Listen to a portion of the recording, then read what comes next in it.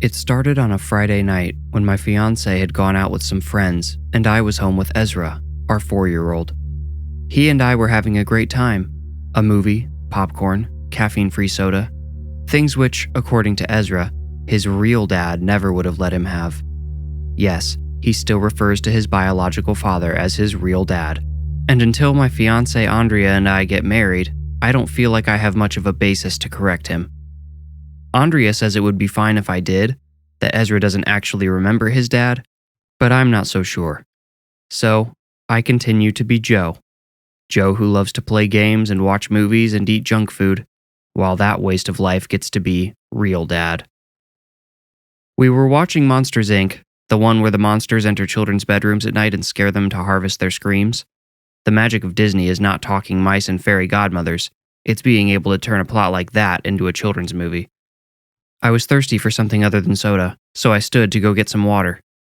At that moment, behind the couch, the front door burst open. Wooden slivers of all sizes flew everywhere. The doorknob hit the rubber stop on the wall hard enough to form a crater in the drywall. The deadbolt was still sticking out of the door's side. I threw myself on top of Ezra. His rapid hyperventilation was the only sound I could hear besides my own heart. The movie continued to play, but my ears tuned it out. I didn't know what was coming next. I didn't know what had broken in the door. I didn't even know what could do that. A SWAT team, maybe?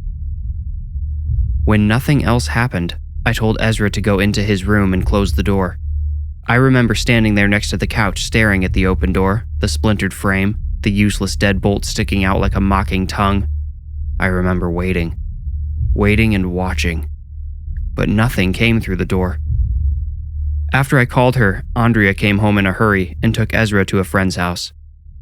I stayed behind just long enough to put some longer screws in a detached hinge leaf so the door would stay upright.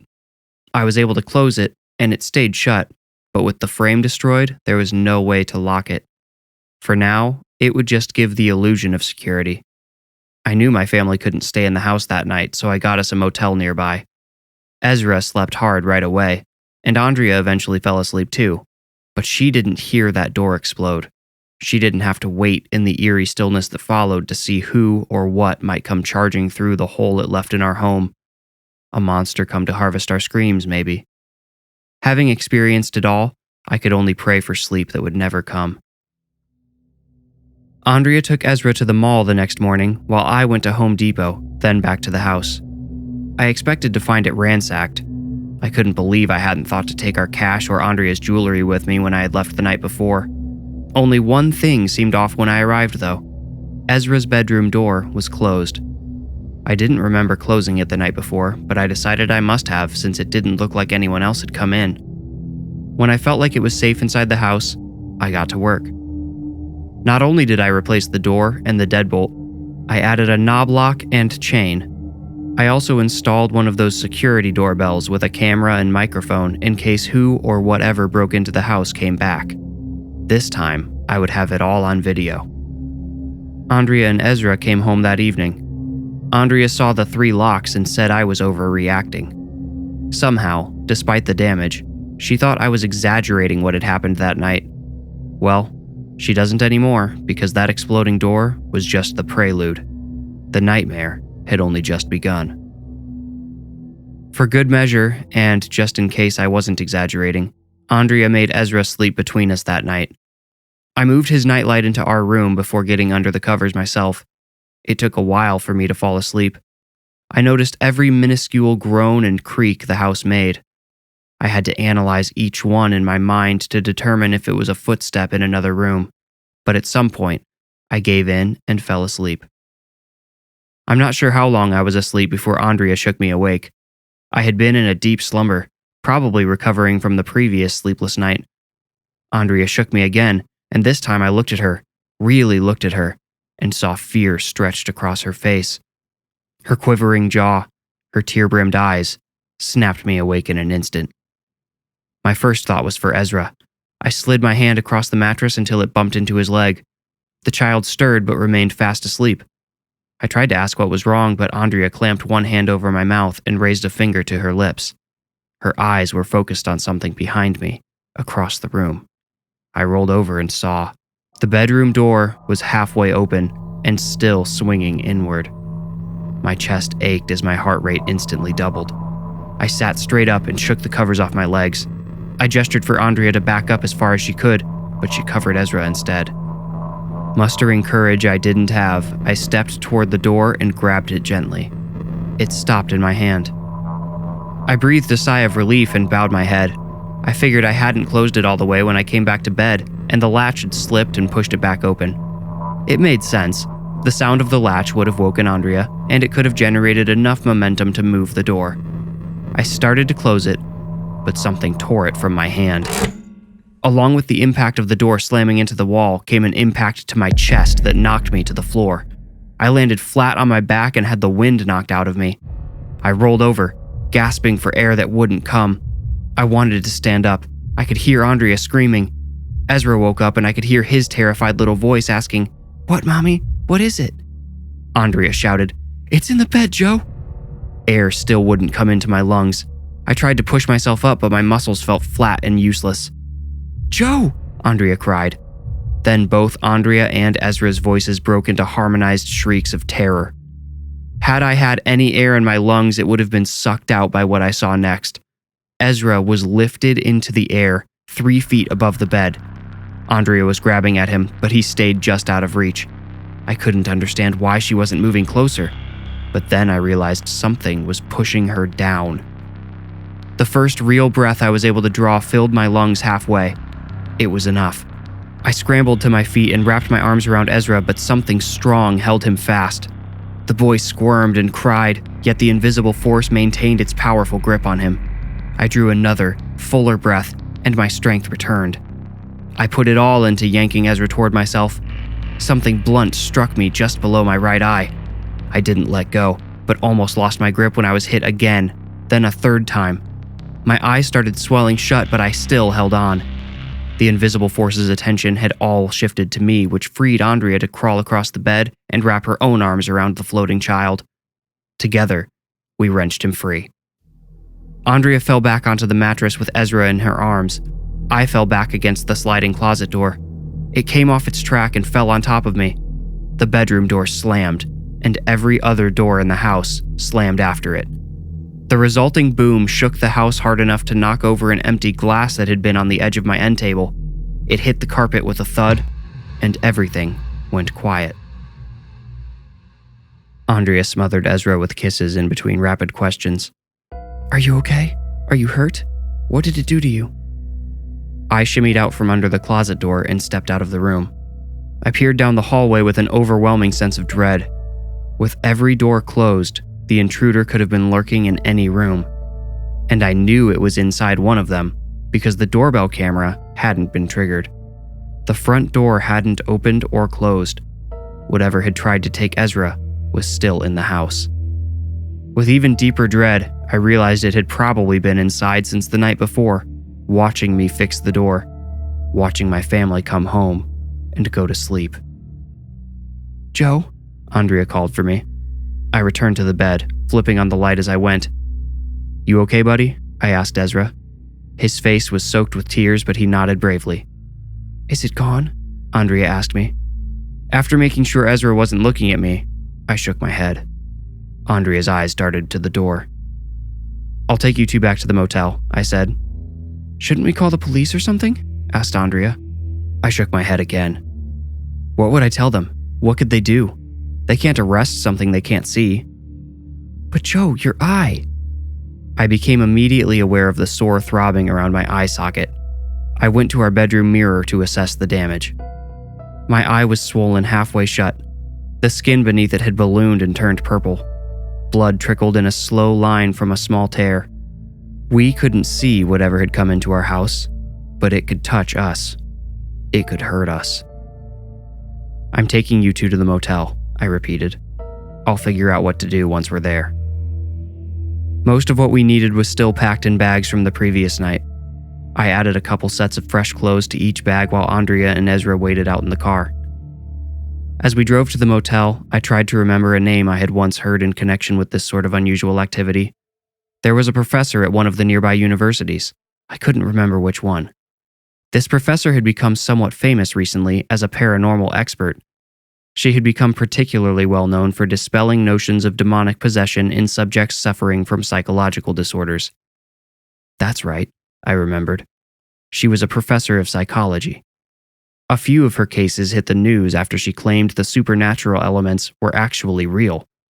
Most notably, she had been involved in the mysterious Cot House, which had since become a sort of paranormal tourist destination. It's said that ghosts from a dark portal still walk throughout that house. I looked up the Cot House after getting Andrea and Ezra situated and found the professor's name. Pons. Gabriella Pons. I wasn't too surprised to learn she had since lost her university position due to the wildly unscientific claims she had become publicly known for. However, she had stayed in the area and apparently been making a living hunting down ghosts and demons, or rather trying to sift through which cases were legitimate. She had a website with a phone number, so in the morning, I gave her a call. She sounded nice and reasonable. I explained everything that had happened, and she told me to meet her at the house at noon. I dropped Andrea and Ezra off at the mall that day, Sunday, and left to meet Professor Pons. Andrea was skeptical but happy I was doing something at least, since I wouldn't involve the police. As I drove back to our house, a new fear settled into my brain. What if the thing in our house decided to lay dormant while the professor visited? What if it could figure out what she was trying to do and make it seem like everything was normal? If the professor thought I was lying, who could I turn to next? I pulled into the driveway at 11:55, and Professor Pons arrived promptly at noon. "Professor Pons?" I asked, meeting her on the walkway to the front porch. "Please call me Gabby. You must be Joseph." "Just Joe," I said. We shook hands, and I led her up to the front door. Gabby didn't speak much as we toured the house together. I repeated my account of the events, showing her where everything took place. I wondered if she was buying anything I was saying. It's demoralizing to hear every word out of your own mouth sound so unbelievable. If there was a bright side, my effort to sound honest kept me from thinking too hard about what we might find behind each door as we opened them one by one. "So, remind me," Gabby said when we had finished looking in every room. "When you came home yesterday to install the new door, you mentioned one room was closed." "Yeah, my fiancé's son's room was shut." "And that's abnormal?" she asked. "Yeah, I mean, I don't remember it being closed when we left." "It's this one here?" Gabby asked, pointing to Ezra's room. "That's the one," I said. She stepped inside and, after a moment's hesitation, I followed her. "If there is a haunting here, I would guess this room is the epicenter. I'm only going off of limited information, of course. To fully investigate, I'll need to put cameras in each room." I said, "Okay." "And you and your family will need to spend the whole night here," Gabby finished, turning to me with a stern expression. "Absolutely not," I said. I can't put them in that kind of danger. Maybe you don't understand. This thing lifted Ezra off the bed. It took both of us just to get him back, and I got this in return." I realized I had started shouting as I pointed to my swollen, bruised eye. Gabby held her stern expression for a second, then broke into a toothy grin. "Thank you," she said. "Now I know I can trust you." "What?" I asked, growing irritated. "Most of the time when I suggest the residents stay in their haunted abodes for observation, they are all too eager. This is especially true when I offer to put up the cameras. Anyone who is actually experiencing something truly frightful, especially something dangerous, should react in the manner you just did." "So you believe me?" I said. "Shouldn't I?" she asked back. "I mean, I don't know if I would believe myself," I said. "I believe you," Gabby confirmed. "But I will say your story has some irregularities that have piqued my interest. Don't misunderstand, I'm not saying your story is inconsistent. I just mean there are elements of it I don't know if I can explain yet." I asked, "Like what?" "For starters, most of the haunted homes I've investigated began as haunted. The epicenter is constant and usually the location of some marked tragedy from the past. But what you've described to me is a brand new haunting beginning of its own accord and seemingly setting up a home base in this room." "Do you sense anything in here?" I asked. "Oh, please, I'm not a psychic," Gabby answered, sounding offended. Feeling awkward now, I asked, So what's next? That depends, Gabby said. How would your fiancé feel about you and I spending the night together? Gabby laid out her plan, and I called Andrea to explain what we were going to do. I picked her and Ezra up and took them back to the motel to spend the rest of the evening and night. While I was gone, Gabby stayed at the house to set up cameras, electromagnetic frequency readers, and audio recorders in every room. Will you be safe? Andrea had asked. I said, I think so. This Gabby lady seems to know what she's doing, and she doesn't seem scared at all. I think as long as she's there, I'll be okay. I hope you're right, Andrea said, gently touching my black eye. It freaks me out how strong that thing was. If it gets to be too much, we'll just burn the house down and claim the insurance, I said. Andrea snorted a short laugh, and her eyes flickered with a light I hadn't seen for 2 days, but only momentarily. We hugged, kissed, and I was on my way back to the house. Everything's ready, Gabby told me when I walked in. The house had wires crossing over wires, running along the floor, taped to the walls, and just about everywhere else you could look. You don't think adding all of these electronics will change anything? I asked. She said, These spirits are operating on an entirely different plane. It's my understanding, and this has been confirmed time and again by observation, that ghosts experience an impression of the spaces they occupy rather than what is physically there. If the ghost is of someone who used to live in the home, they see and feel the house as it was when they were alive. You may find this humorous. I think often when people hear things go bump in the night, it's the spirits knocking into things that weren't there in their own time. Gabby laughed a light and airy laugh, and I wondered how she could know half of this stuff. When it started getting dark, Gabby's mood seemed to shift. She became more serious.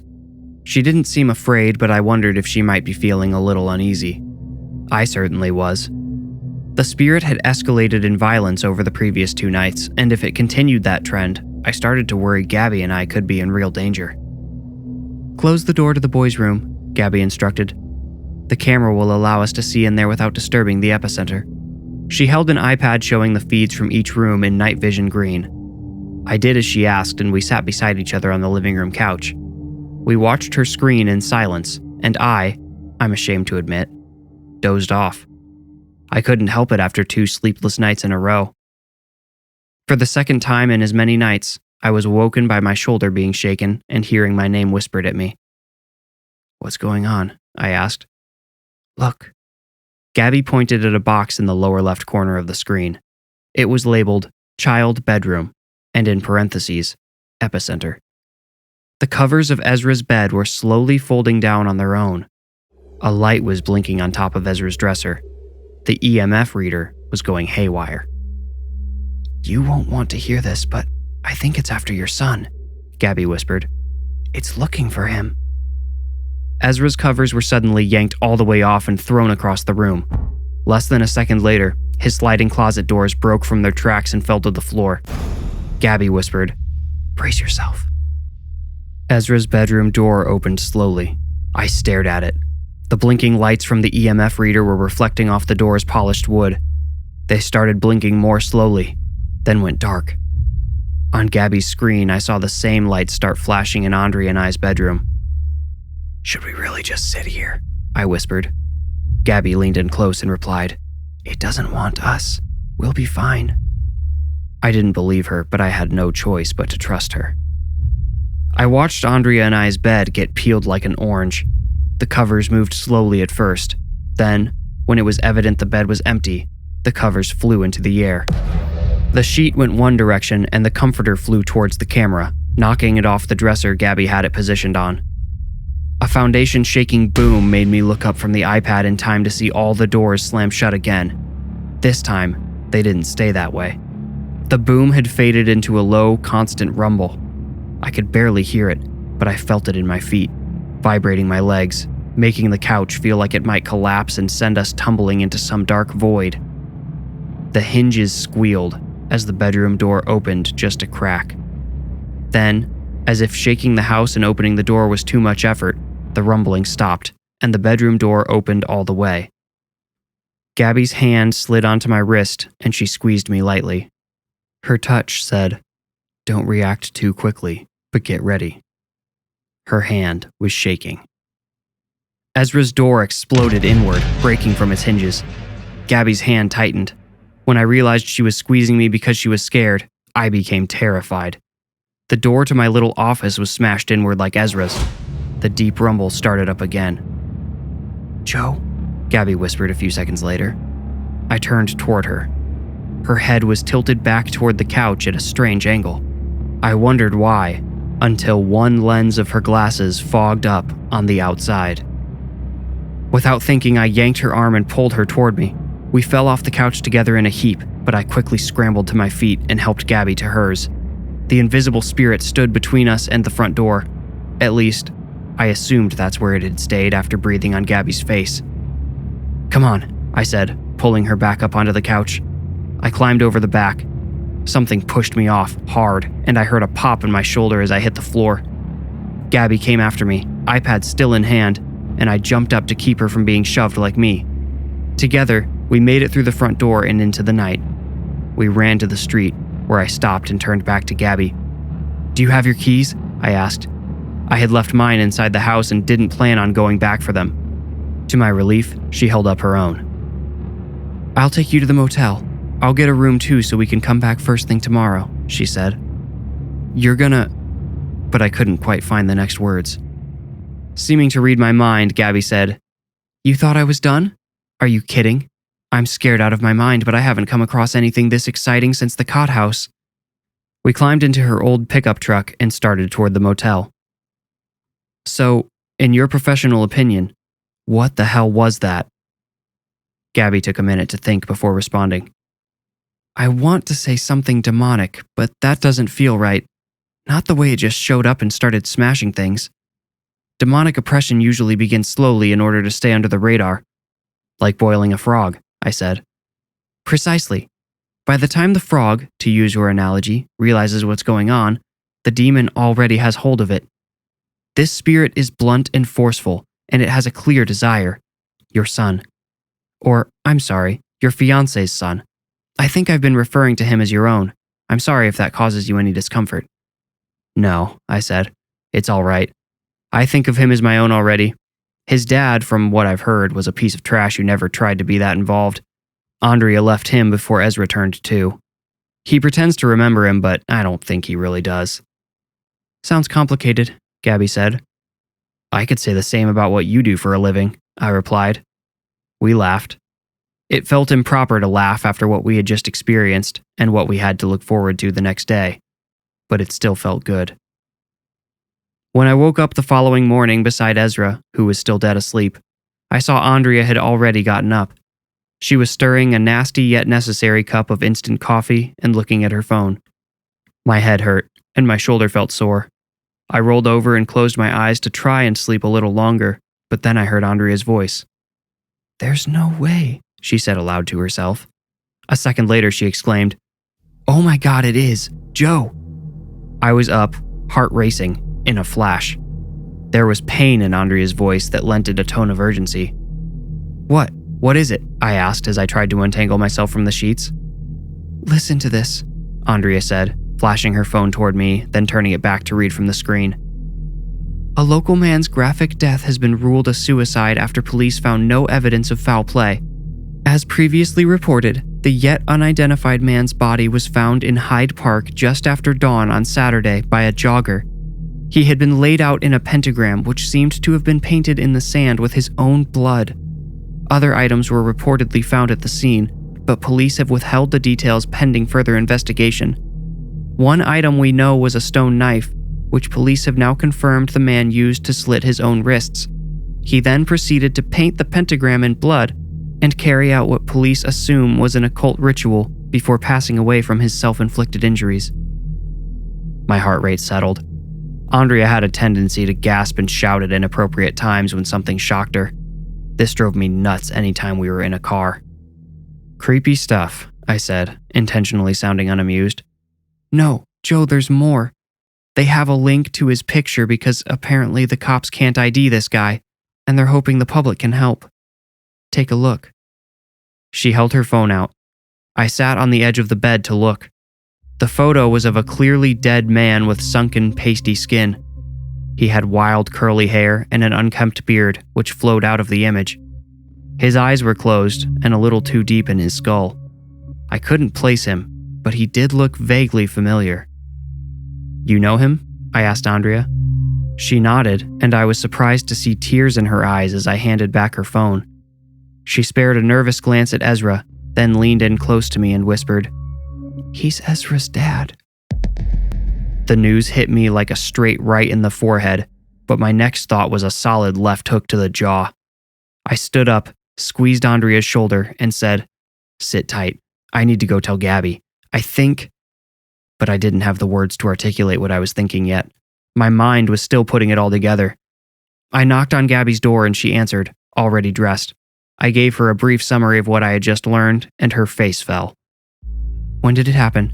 she asked. "Sometime Friday night." She nodded, as if expecting this answer. She said, "I was about to come get you, actually. I think I may have learned something that could give us an edge over Ezra's father, if that's really who's haunting your home. I'll explain on the way." Andrea was a sobbing heap when I returned to the room. It broke my heart to leave her like that, but Gabby and I needed to act quickly. She had told me the simple fact that Ezra's dad had found us once meant he could probably find us again. In her truck, Gabby explained what she had learned. "I examined the recorded footage from last night," she said. "I paid particular attention to the timing of things. Did you notice the breaks between actions?" "Sort of," I replied. "They were more consistent than I was able to realize in the moment," she continued. "For example, he smashed your son's closet door with force, then opened his bedroom door slowly. He moved slowly until he slammed all the doors. Then there was another break. He shoved you off the couch, but he didn't touch me. Do you know what I think?" I said, "Tell me." "I think he gets tired. I think it takes a significant amount of energy for him to interact with the physical world, and he has to recharge." "Could it really be that simple?" I asked. "It could be, definitely. Now we know he committed ritualistic suicide. Whatever he did ensured he would remain bound to this world after death, but he doesn't have the power of a demon or other supernatural creature.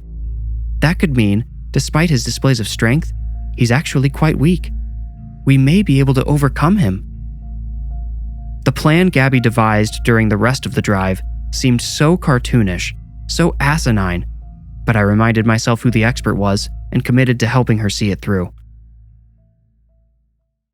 The plan started with me shutting off the master breaker, cutting power to the house. The next part was trickier. Gabby and I went into each room, shutting the doors and pushing the largest, heaviest pieces of furniture in front of them.